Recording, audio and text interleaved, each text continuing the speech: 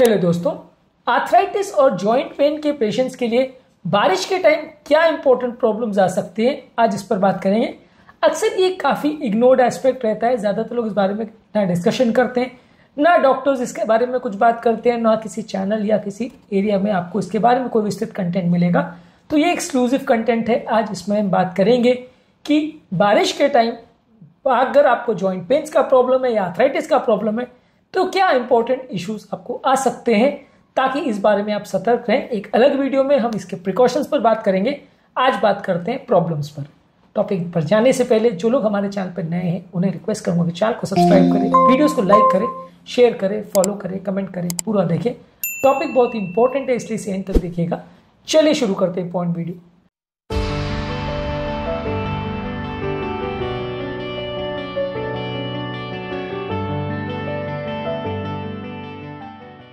सबसे पहला देखिए, बारिश के टाइम वातावरण में मौजूद ह्यूमिडिटी की वजह से जोड़ों में अकड़न और पेन होने का चांस ज्यादा होता है।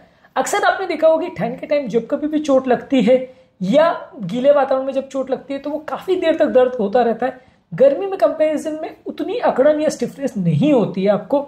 ये ह्यूमिडिटी की वजह से, एटमॉस्फेरिक प्रेशर की वेरिएशंस की वजह से जॉइंट में ज्यादा पेन होने के चांसेस ज्यादा रहते हैं। इसलिए आर्थराइटिस के पेशेंट्स या जॉइंट की इन्फ्लेमेशन वाले पेशेंट बारिश में ज्यादा परेशान रहते हैं, उनको ज्यादा बार बार पेन होता है। इसके अलावा जोड़ों में एटमॉस्फेरिक प्रेशर की वजह से सूजन ज्यादा आ सकती है। इसकी वजह से भी लोगों का जोड़ों का दर्द और स्टिफनेस बढ़ सकता है।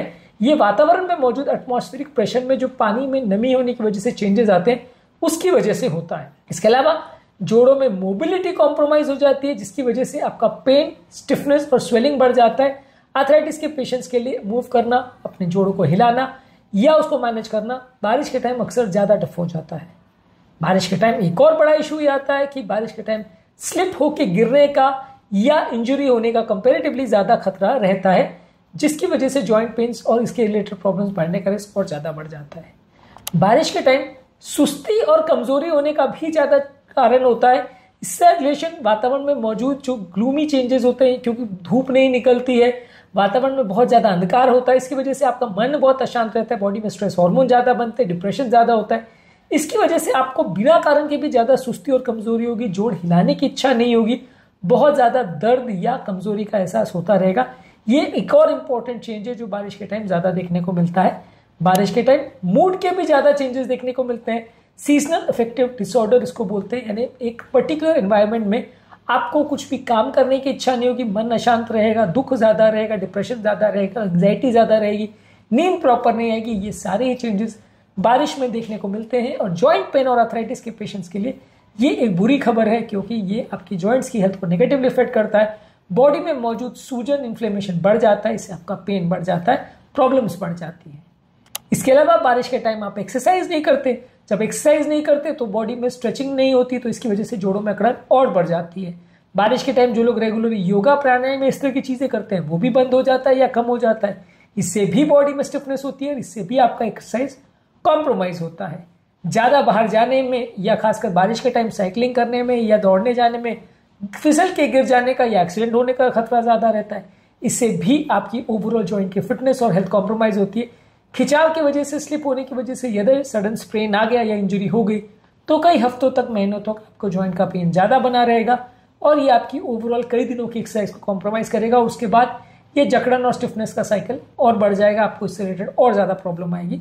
तो ये भी एक इंपॉर्टेंट कंसर्न है कि इंजरीज और एक्सीडेंट का चांस बारिश में ज्यादा रहता है। इसके अलावा इन्फेक्शंस का चांस भी ज्यादा रहता है। कंटैमिनेटेड खाने और कंटैमिनेटेड फूड की वजह से शरीर में इन्फेक्शन होता है और कभी कभी ये इन्फेक्शन हमारे जोड़ों तक भी पहुंच जाता है, जिसकी वजह से हमारा ओवरऑल इन्फेक्शन की वजह से बॉडी में इन्फ्लेमेशन होता है और शरीर में मौजूद कोई भी इन्फ्लेमेशन आपके जोड़ों की कंडीशंस को बिगाड़ता है, जिसकी वजह से आपको अलग अलग इन्फेक्शन के टाइम मसल्स पेन ज्यादा होता है। अक्सर आपने देखा होगा कि जब कभी जुकाम या फ्लू होता है आपके सर जोड़ दुखने लगते हैं और ये जोड़ जुकाम ठीक होने के कई दिन बाद तक भी दुखते रहते हैं। तो ये भी एक थोड़ा सा अलग प्रॉब्लम रहता है कि आर्थराइटिस के पेशेंट्स को अलग अलग बॉडी में इन्फ्लेमेशन और इन्फेक्शंस की वजह से उनकी कंडीशन और ज्यादा बिगड़ती है। इसके अलावा एक और इशू रहता है कि आर्थराइटिस के बहुत सारे पेशेंट्स इम्यूनोसप्रेसिव थेरेपी पे रहते हैं, यानी बॉडी की इम्यूनिटी को कम करने वाली थेरेपी पे रहते हैं ताकि ये इन्फ्लेमेशन आर्थराइटिस कम हो जाए। अब ये इम्यूनिटी कम करने वाली कंडीशन में जब कभी इन्फेक्शन होता है तो उसके बढ़ जाने का, बिगड़ जाने का और जानलेवा हो जाने का खतरा भी कई गुना बढ़ जाता है। तो आर्थराइटिस के पेशेंट में ये भी एक इंपॉर्टेंट कंसर्न रहता है कि क्योंकि ये पेशेंट इम्यूनोसप्रेसिव थेरेपी में भी रहते हैं, इसलिए इन्फेक्शन के होने का चांस और इन्फेक्शन के बढ़ और बिगड़ जाने का चांस कई गुना ज़्यादा रहता है। इसके अलावा बारिश के टाइम कई सारी मेडिसिन जो आप लेते हैं वो सीलन की वजह से बिगड़ जाती है, जिसकी वजह से आप कई बार मेडिसिन जो लेते हैं वो असर नहीं कर पाती। इसकी वजह से आपको पेन्स और बहुत सारी जो प्रॉब्लम्स मसल रिलेटेड होती है वो बढ़ती है, बिगड़ती है, क्योंकि जो दवाएं आप ले रहे हैं वो इफेक्टिव नहीं हो पाती। डोजेस में कई बार एडजस्टमेंट करना पड़ता है। अब बारिश के टाइम कई बार आप डॉक्टर्स वगैरह के पास भी जो रेगुलर अपने ट्रीटमेंट के लिए जा रहे थे वो भी कॉम्प्रोमाइज हो जाता है। तो इस वजह से ये सारी चीज़ इग्नोर हो जाती है और ये लंबे समय में जब तक सीजन जाता है और जब आप वापस डॉक्टर के पास जा पाते हो तब तक ये बड़ी प्रॉब्लम बन जाती है। तो ऐसा नहीं है कि जॉइंट के पेन या आर्थराइटिस वाले पेशेंट्स को बारिश में कोई दिक्कत नहीं आती। बहुत सारे ऐसे तरीके हैं जिससे उनको प्रॉब्लम्स आ सकती है। इसमें से आप श्योर हूं मैं कि बहुत सारे ऐसी चीज़ों के होंगे जिसके बारे में आपने कभी सोचा या कभी किसी से सुना नहीं होगा।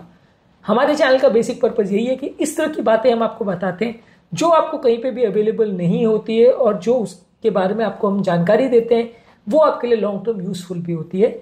इस टॉपिक पर टिप्स क्या इंपॉर्टेंट होते हैं और मसल पेन के लिए आप क्या क्या कर सकते हो उस पर हमने अलग वीडियो किया, उसे भी जरूर चेकआउट करें।